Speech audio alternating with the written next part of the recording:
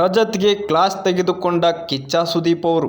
ನೀವು ಬಳಸೋ ಪದಗಳು ಸರಿ ಇಲ್ಲ, ಕಿಚ್ಚ ಸುದೀಪ್ ಅವರು ಖಡಕ್ ವಾರ್ನಿಂಗ್ ನೀಡಿದ್ರು. ಇತ್ತೀಚೆಗಷ್ಟೇ ರಜತ್ ಅವರು ಸಾಕಷ್ಟು ಕೆಟ್ಟ ಪದಗಳನ್ನು ಆಡ್ತಾ ಇದ್ದಾರೆ ಎಂಬ ಒಂದು ಆರೋಪವಂತದ್ದು ಮನೆಯ ಮಂದಿಯಿಂದ ಕೇಳಿ ಬಂದಿತ್ತು.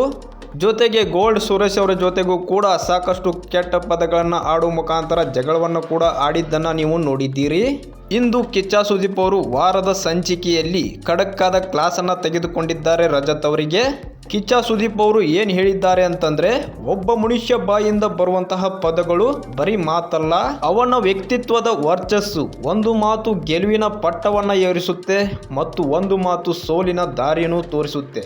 ಹೀಗೆ ರಜತ್ ಅವರಿಗೆ ಇವಾಗ ಕಿಚ್ಚ ಸುದೀಪ್ ಅವರು ಕ್ಲಾಸನ್ನು ತೆಗೆದುಕೊಳ್ಳುವ ಮುಖಾಂತರ ನೀತಿ ಪಾಠವನ್ನು ಮಾಡಿದ್ದಾರೆ. ನಿಮ್ಮ ಪ್ರಕಾರ ರಜತ್ ಅವರು ಆಡಿದಂತಹ ಮಾತುಗಳ ಬಗ್ಗೆ ನಿಮ್ಮ ಒಂದು ಅನಿಸಿಕೆಯನ್ನು ಕಮೆಂಟ್ ಬಾಕ್ಸಲ್ಲಿ ಕಮೆಂಟ್ ಮಾಡಿ ತಿಳಿಸಿ. ವಿಡಿಯೋ ಇಷ್ಟ ಆದರೆ ಒಂದು ಲೈಕ್ ಮಾಡಿ, ದಯವಿಟ್ಟು ಚಾನಲ್ನ ಸಬ್ಸ್ಕ್ರೈಬ್ ಮಾಡಿಕೊಂಡು ದಯವಿಟ್ಟು ಸಪೋರ್ಟ್ ಮಾಡಿ. Thank you.